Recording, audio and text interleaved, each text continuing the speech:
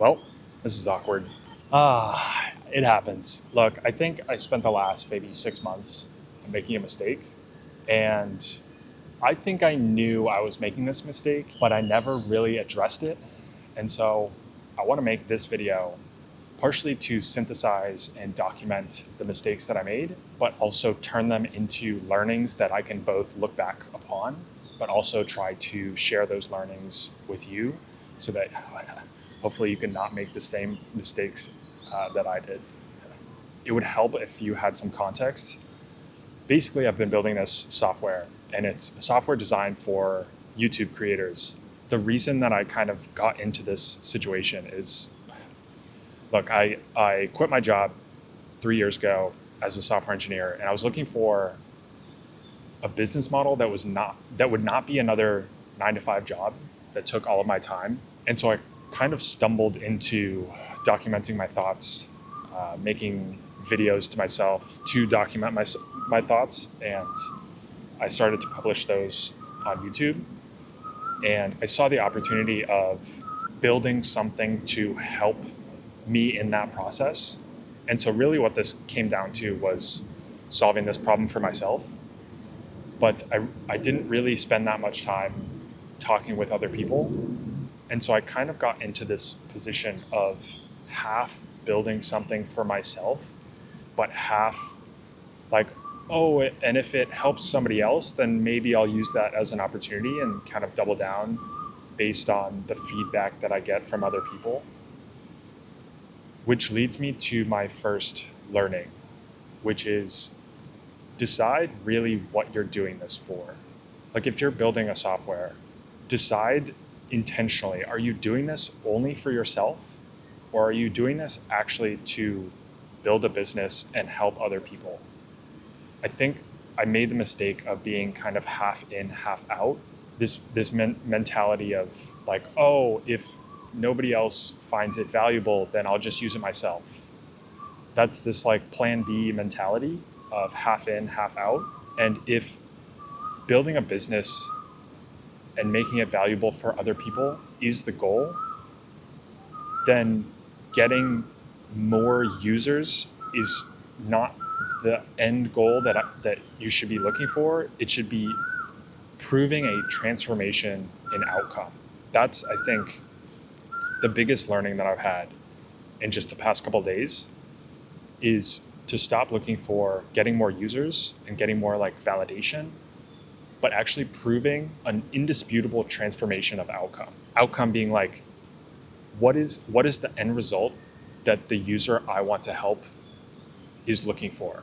More views, more subscribers, more conversions, more like whatever that dream outcome state of being is, that is what I should be focused on, transforming a person into that state rather than just getting more users for my software and getting more like, oh yeah, it's great and like this is super cool, and then they stop using it. I thought I needed more users and more of like the right users to validate if what I am doing is on the right path. But I think in reality, what I needed to do was go deeper with the users that I had.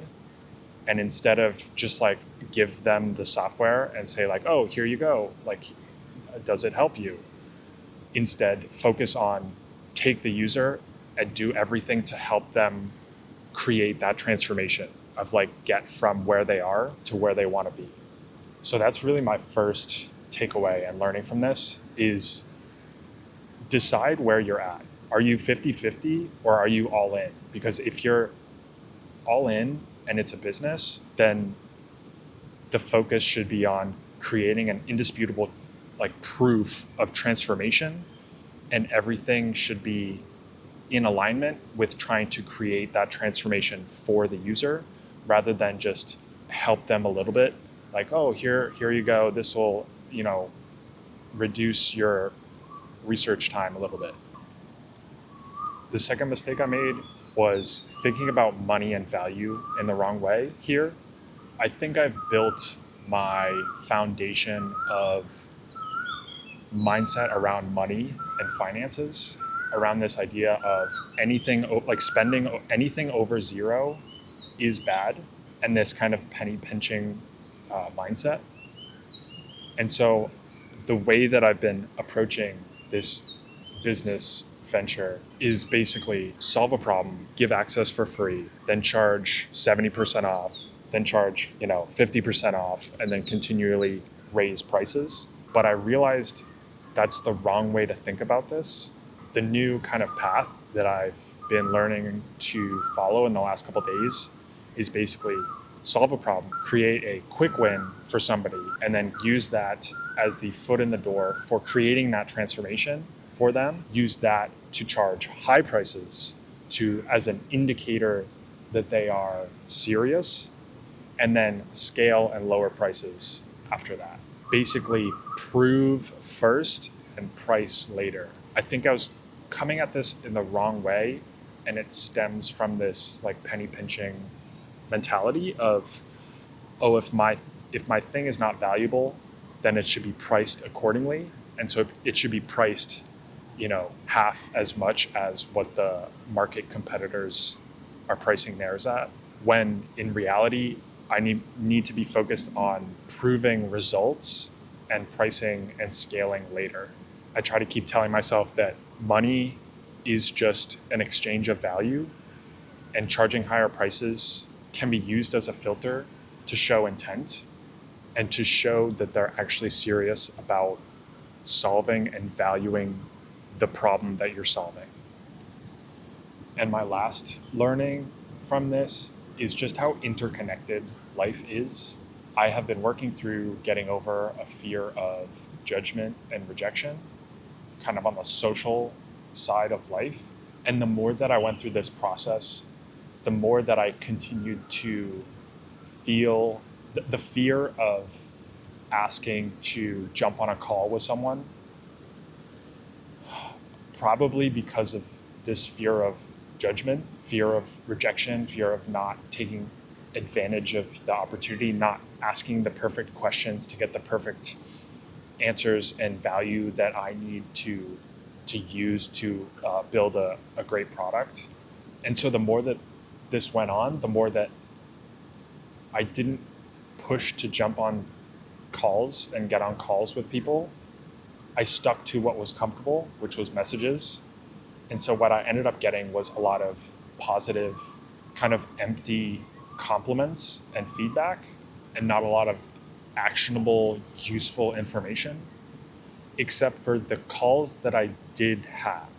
It was like you learn so much more from jumping on a 20-minute conversation with somebody over Zoom than like 100 messages. And my fear of that social judgment and rejection always pushed me to take the more comfortable route when I was in those positions of like, oh, rather than ask them a question, why don't you just jump on a 15-minute call with them?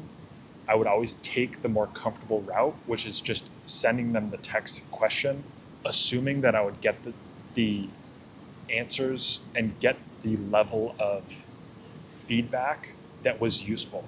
But it didn't end up being that way.